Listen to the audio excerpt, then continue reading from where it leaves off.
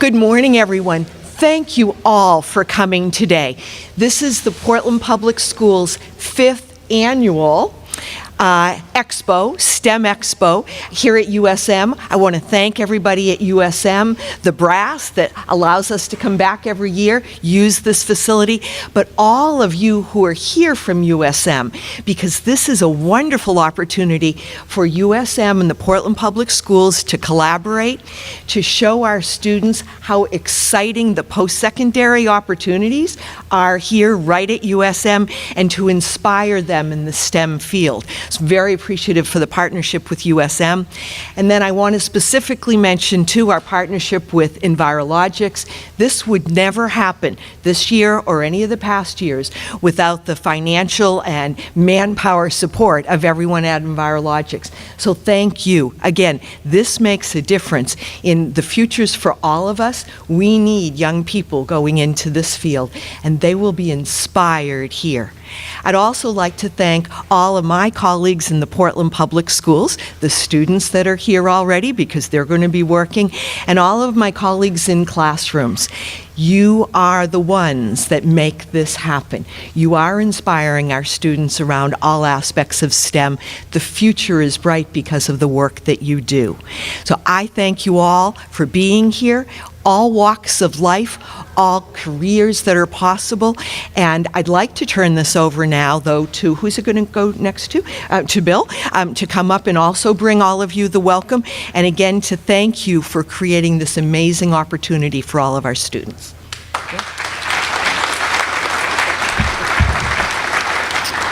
Well, as Jeannie mentioned, Envirologics couldn't be prouder to be here today, which is the 5th annual STEM Expo. Close to 7,000 students have walked through these doors, and we hope to see close to another 2,000 here today. And it really is an opportunity for us as a business, and along with the other exhibitors, to really showcase all the great opportunities that come from having a solid education in science, technology, engineering, and math. And more importantly, for a number of companies here, also an opportunity to start the interview process and really look for some unbelievable talent that has an opportunity, that would have an opportunity to stay here locally and take that great education and apply it. And we couldn't be prouder as an organization to be able to do that and to partner with each and every one of you. So look forward to an exciting day, and thank you all for being here.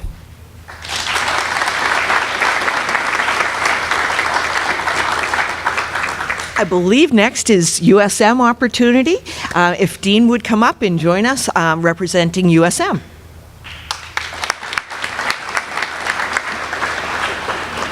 So welcome. My name is Jeremy Qualls. Many of you have not met me yet. I'll try to remedy that as soon as possible. So I am the new dean here in the sciences. In fact, we've got a College of Science, Tech, and Health here, and a lot of my faculty are here today, and I'd like to thank them for being here and the support they give to this kind of event. So this event is an awesome event.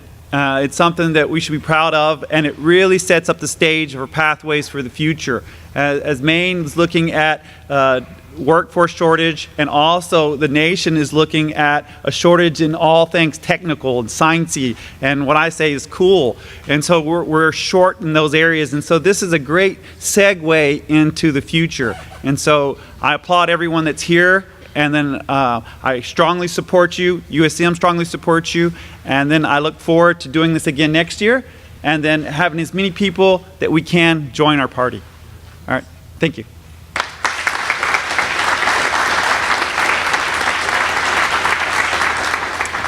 I think it's time to get to work, friends. Thank you so much. Okay, my name is Amin. I'm from Lyman Moore. My name is Hannah, and I'm also from Lyman Moore. These is our sketch drawings for our sailboats. This is a few of them. We made sailboats in our science class, and we used folders, tinfoil, garbage bags, straws, and tape. And then after that, we just used our ideas, and this is what came out. This one is one of the best looking ones, but this is actually the fastest one. And then here's the tank. We originally had a 6-meter tank, but we couldn't bring that today because it was too long. But we have this small one and our model boat that you can see it.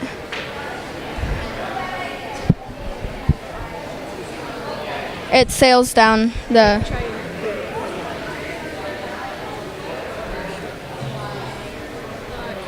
Then it slows down because of the friction on the side. So as long as this thing, it slows down because of the friction. So if we like put it straight in the middle, it goes a lot faster. But if it hits the side, because of friction, it will slow down. These are some other boats that were in the top 10.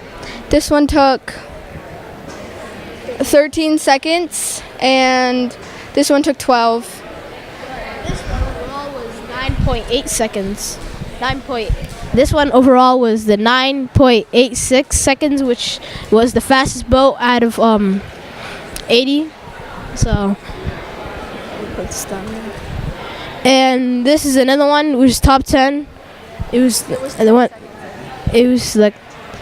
10.2. It was the second fastest boat. As you can see, it's really well crafted, better than this one. We all had to make lab reports for our boat. We all have pictures and we all have videos of them, and we had made like a slideshow for it. Yeah. we went sailing too. I forgot to say that. We have pictures over there. We are sailing on an actual boat, and those are just some photos of the whole 8th grade on the boat from Lyman. Okay, and we put up the sails. We also pulled up the sails, and it was docked, and we helped, and that's the whole boat on it. That's half. Those are the two halves of the 8th grade, and that's me right there. So yeah. Oh yeah. Hi, we go to Lincoln Middle School. My name's Taylor. My name's Aowen. And we are presenting native versus in-native and non-native plants. The reason we think this is important is because native plants benefit about 457 different species of insects and butterflies and caterpillars. They also are already adapted to the area, so by planting them in your yard, there'll be less maintenance, less trimming, less watering, and all that. Do you want to explain native? All right, invasive and non-native plants, they aren't helpful to most animals because they can still help out some creatures, but to most creatures they aren't helpful at all because they aren't adapted to the environment and they don't provide what other creatures need to survive. And they need to be cut or trimmed more regularly and watered, and they may be spread more often than they need to be, and yeah. Also, the Audubon Society helped us out with this by bringing some of these posters in the books. They also are going to help us build a garden in Lincoln Middle School with all native plants to help butterflies and all that because they give good nutrients and good birthplace to reproduce. So yeah, we're very thankful for the Audubon to help us out with that. So we have a few examples of native plants. These are goldenrods, and these are, what are they? Aster rods. Just aster. And then Jillian and Mira are creating seed bombs. So we'll have people put 3 seeds into these, and they can put them in their garden, either throw them or even just plant them. And you'll have 3 different kinds of native plants grow. And yeah, they've been working on this for a little bit now, and it's coming together. Hello, my name is Nemo, and this is Savannah. and we are from Lincoln Middle School. We're 8th graders, and during our sustainability class, we have been learning about how to be sustainable. We've looked at the differences between homemade and local food and store-bought non-local food, and we've learned that there are many benefits to just making things at home and buying it local, and why you should try to do that as much as possible and as often as you can. And we also have been learning about the disadvantages of buying store-bought or non-local foods. As you can see, we have some facts over here. Do you want to read them out? Yeah. Okay. Like with homemade food, your food is fresher. It comes with a lot less packaging. It helps the local economy, less gas miles, and it has way more nutrients. And with the store-bought or non-local foods, it contains artificial ingredients, low in nutrients and fiber, more sodium, fats, and added sugars, more food waste, engineered for overconsumption. And adding on to that, engineered for overconsumption, there's way more fats and sugars in store-bought food, which makes you, or like packaged, whatever. Anyway, it makes you want to eat it more, and it's basically kind of addictive. And over here we have some examples about apple from local Maine orchard, and we have an apple that's been distributed from New York, and as you can see, this one looks more fresher, and this one is worth buying. And this is local. It's a milk jar. It's milk from Maine, and yeah. If you come over here, you can see the salad dressing we made this morning. This took me less than like 5 minutes to make, and we know all the ingredients that are in it, so we don't need to worry about any like processed food or things we don't know. And this is from Chicago, Illinois, and it's been distributed from there, and we don't know anything that's in it. And this one looks something, it has more benefits. It's really fresh. And so today we'll be teaching the people who are going around about why they should buy local or homemade foods, and we'll give them some of this. They'll dip it in these two salad dressing, and they'll tell us which one is better. My name is Aiden Wood, and I go to Lincoln Middle School. My name is Lucas, and I go to Lincoln Middle School. My name is Callie, and I go to Lincoln Middle School. My name is Lauren, and I go to Lincoln Middle School. My name's Alex. I go to Lincoln Middle School. And for our sustainability science class, so what we did was we were making kites. So basically, we went through like the process of planning and like making little designs for it. So we got a whole array of different kites we could choose from. So different groups went with like box kites or diamond kites, and me, Lauren, and Callie went with a diamond kite, and Aiden I think it was Aiden.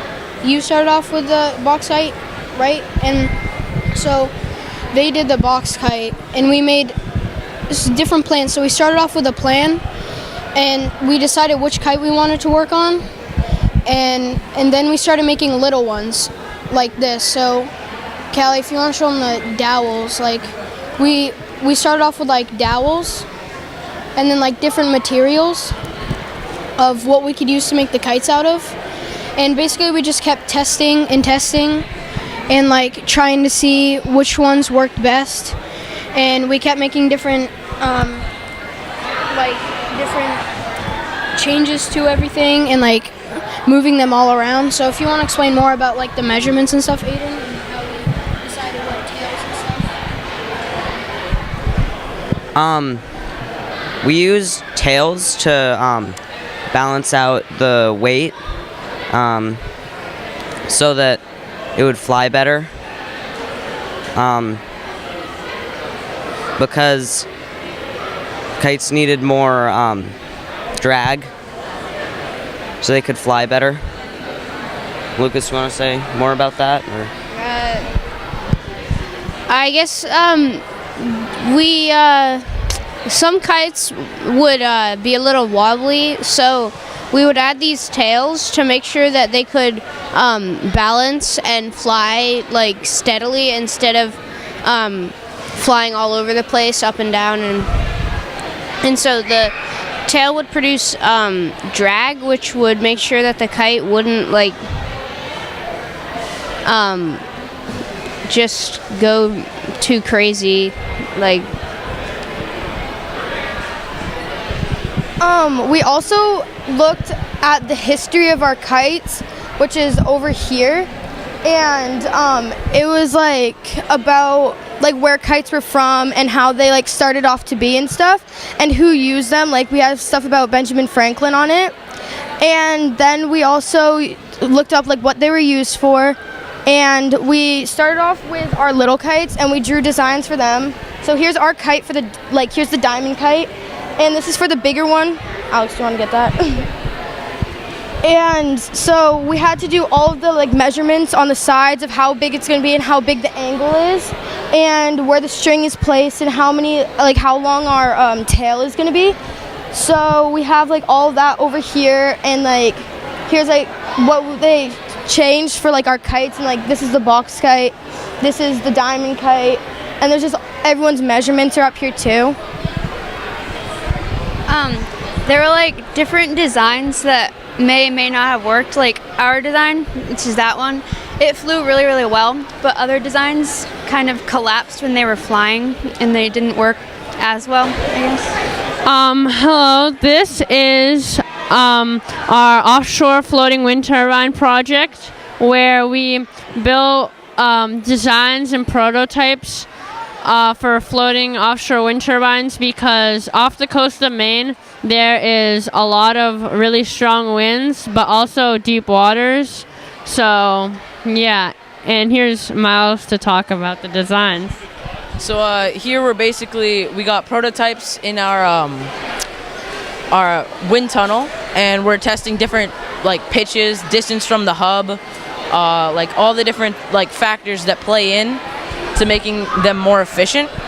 So right now we have all these prototypes on the table, all our different blades that we made, as you can see. Here's one of the designs used in previous years. Right now it's just set up to an LED light. We're just showing people the potential of all the wind really that we could use. So right now this is our wind tunnel. We have some blades right here, and we're testing them. They're creative shape. We're just trying out different shapes. Right now we have our little program going. It's producing around 0.9 volts. I mean, not much, but that's because it's pretty small, but it's pretty good. So successful testing so far. So my name is Ben Schoenfeld. I'm a senior from Deering High School, and this is the Seaport Robotics underwater program. And as you can see here, we have some ROVs that we actually took to the competition that happens in mid-April.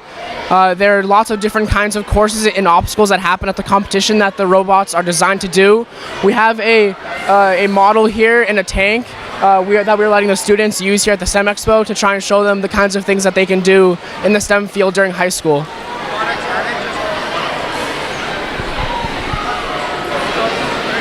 So the Seaport program sends us these kits here that come with all the stuff necessary to build the ROVs themselves. They send us the PVC uncut. We have to design the ROVs ourselves and cut them to length. And then we have to wire the motors, which are seen here ourselves, and build those.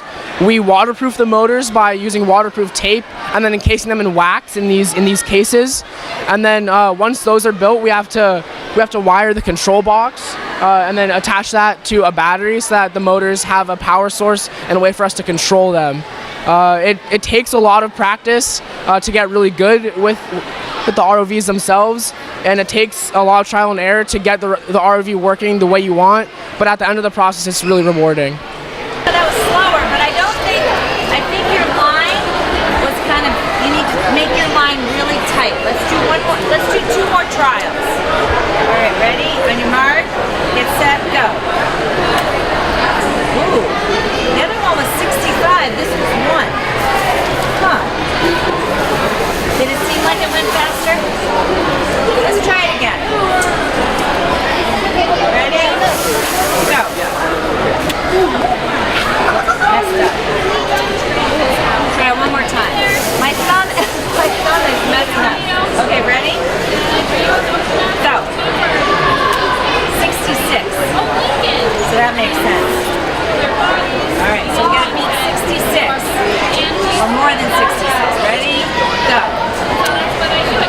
5. So you're right, this one's slower. Why do you think this one's slower?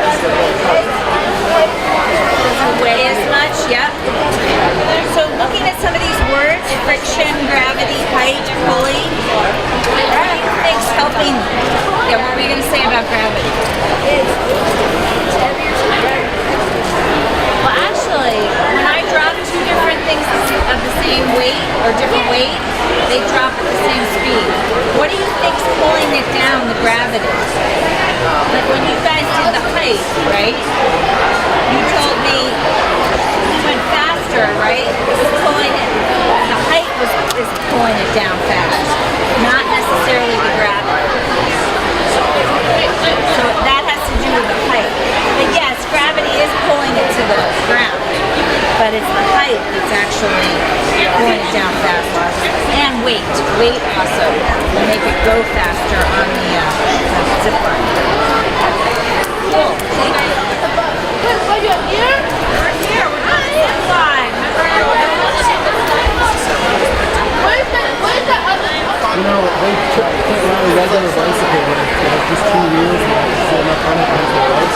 So they would do something like this. And they could pedal using the pedal. We do a lot of things that helps them out.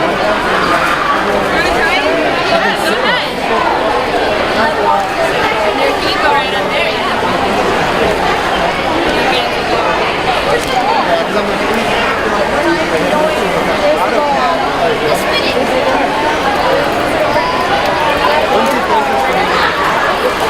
So if you were to pedal forward, you'd be able to go for it, but the bike's on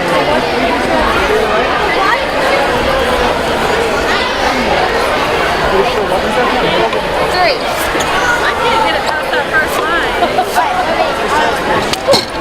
Double zipping over here. Oh yeah? 50% of 55% of the fears on this software? Yeah.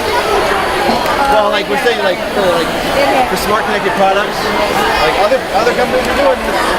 Here's an example. You want to do it. You want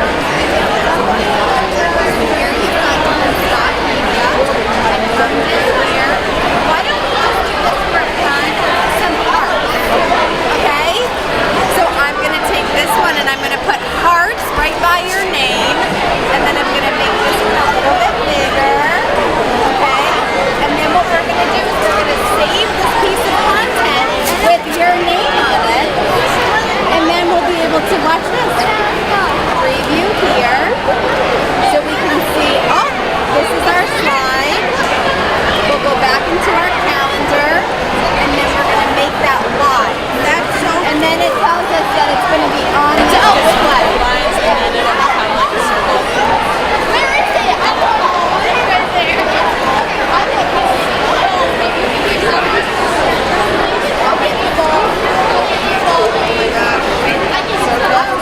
Yep, here we go. I'm good. I can help you, okay? All right, so you need right here, Graciana. See right here? I need a big one.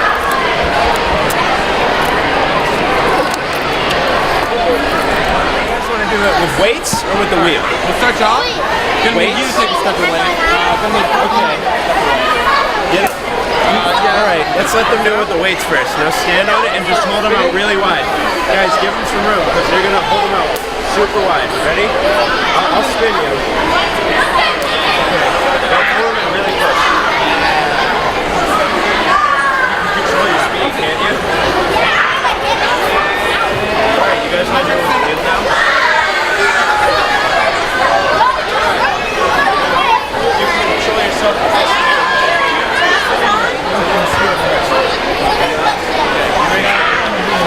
That's why I feel it. I gotta do it. Come on,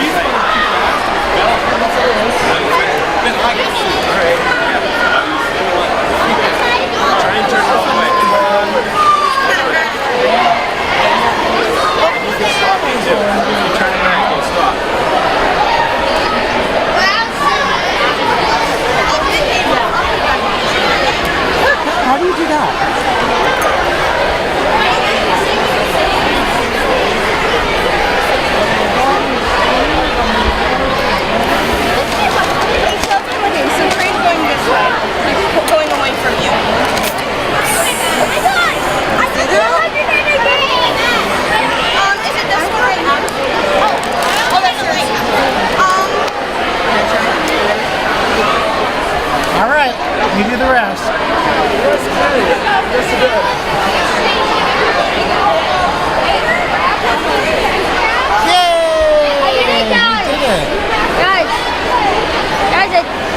So, does it look like a circle? Yes.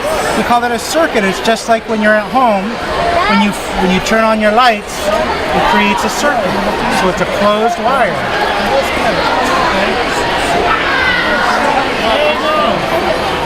Okay, tell us, sir. What do you have to do? You have to get one of these pink caps. Everybody grab a pink cap.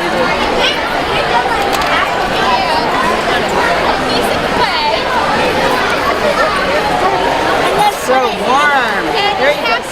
Feel more comfortable on your pink cap in a way that so you can see if you can make it float. That's yours.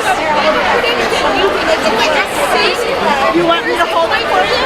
I can put it around your waist. How about that? Let's see if you can make it float, guys. What do you think? Okay. Do you guys think you're gonna make it float? What happened? It dropped. It sunk. So where else could yours sunk too? So what's different between Catherine's and yours?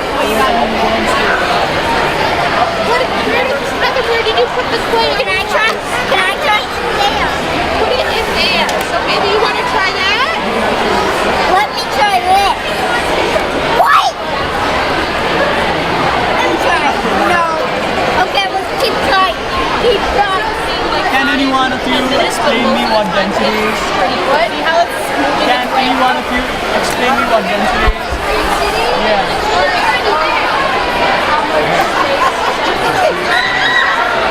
So density is basically mass per unit volume, and if we put ice in water, will it float or will it sink? So what colors is this? Why? Because from our class, you guys, we know that red and something dense. Because the density for ice is 0.92 and the density for water is 0.992. Water it has high density than ice, so yeah, ice floats when it is kept in water. So the same mechanism goes in here. The light syrup, it has the highest density of all, and the methanol, it has lightest density of all of this. So it is at the bottom of the water bottle, and the dish soap, it is less thick than the corn syrup, so it is on the top of the corn syrup, and the dyed water, it is less thick than the dish soap, so it is at the bottom of the dish soap. So yeah, this is how it works. Does that make sense? Yes? And try modifying it or create a new one. But basically we want to test it and see how many books it can hold. Right? The more books it holds, the better.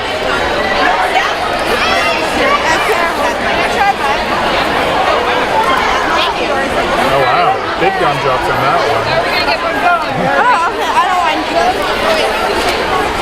Alright, you ready to test yours? Yeah? Alright, we'll do it. Let's connect that through. Triangles are the strongest. They are, very good.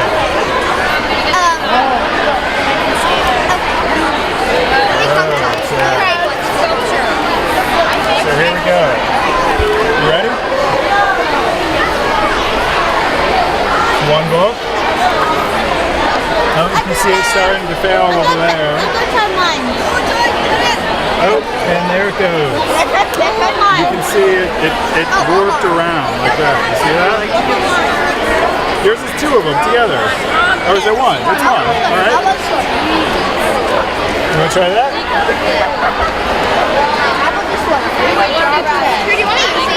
Looks like it's leaning that way. I have to go with you guys all doing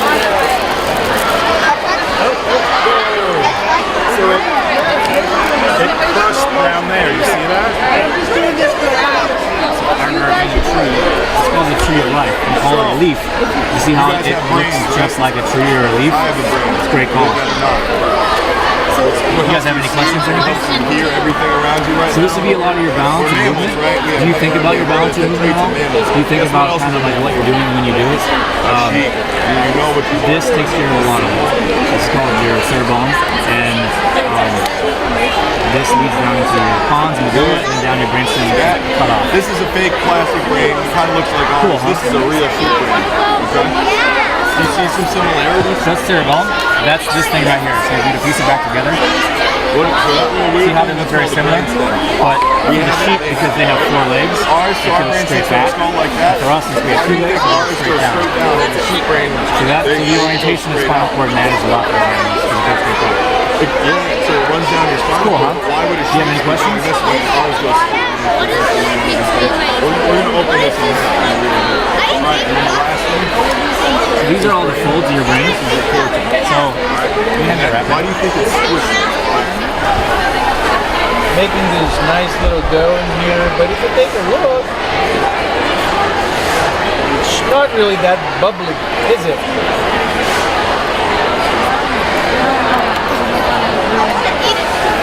You want to eat it? Not a good idea. I can't bake it.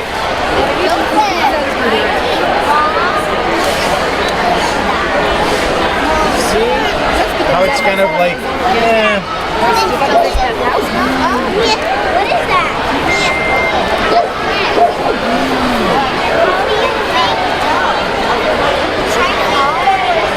And now we're going to leave this here for you to come back, and then you're going to see how it will become just bubbly like all the others. It's going to take a little bit of time, but you'll be able to see it. Some looks like they're... What you see here is we've represented that there's a little bit of contamination in here. I know, right? It feels good. What you're going to do is find a scoop. You got to find and scoop it, because if you test all of these, then we have nothing left to eat, right? And you're going to test a representative sample. Now, if you were going to take a scoop out of there to try and find the contamination, which one of these has a better chance of finding it? You're right. Why? Bigger, so that means you're going to have a better chance of finding it, right? So just know, the larger the sample, the more representative of the population it is, okay? So here's what we're going to do. Without looking, because in real life you wouldn't be able to see the contamination, take a blind scoop. So close your eyes and take one big scoop. All right, now dump it out into here. Yeah, you can go next. All right, let's count it up, you guys. How many did you find? 1.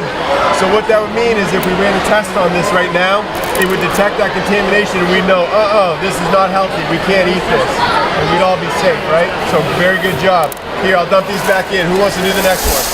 We're testing these plants to see if they're genetically modified or not. So you need to first get a sample. Have you done this before in the past? No?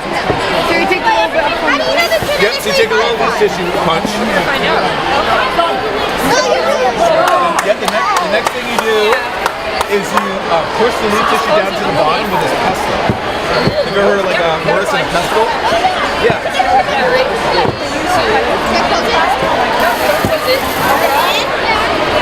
It's like the White House pestle, and then like you're gonna need your other hand. Push that leaf down in there and kind of grind it out. Oh yeah, you could just leave those out after you use them. And then what you're gonna do is you're gonna add like a little bit of water, just a little bit of water, just a tiny little bit to the bottom, and then kind of grind it back up again, right? With the pestle.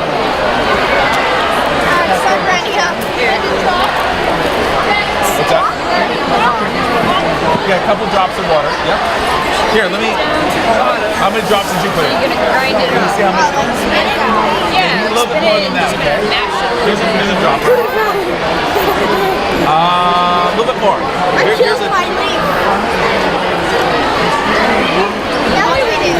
Now we're going to add a couple drops of water into the vial, because what we need to do is we need to extract the leaf tissue so that if it's genetically modified, the protein will be in solution so it's available to be detected by the test.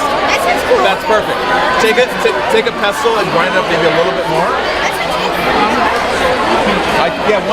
Once the solution becomes just a little bit green, then we're ready to test. And I can give you a strip for the test strip. I want something like this in Learning Works once. Yeah? We tested things in tubes. Yeah, Yeah, that's good. So I'll give you a strip. So put it in with the arrows facing down. You have to do this until it turns green? Yeah, you want to match it.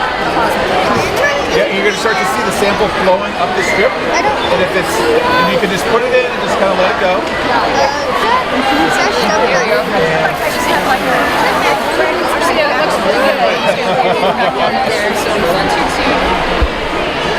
All the markings on there, those are the words that are on the newspapers. So every single pencil is different because every single one's made out of different piece of newspaper. It's not sea glass, it's something like this.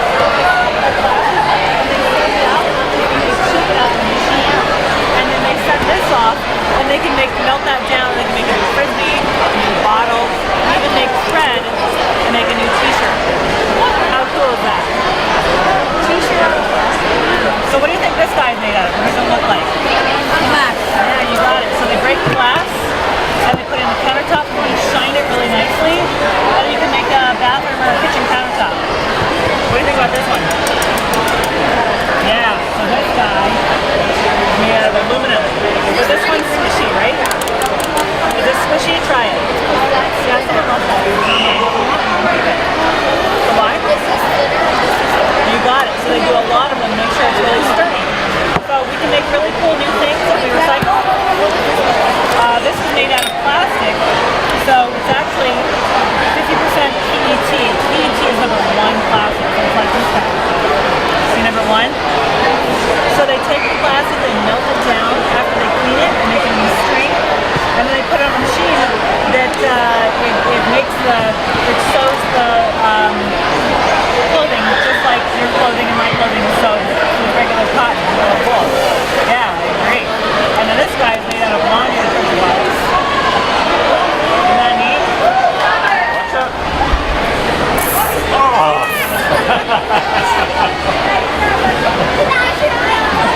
Yeah, when we get that. Alright? Just press that button. Hey, whoa.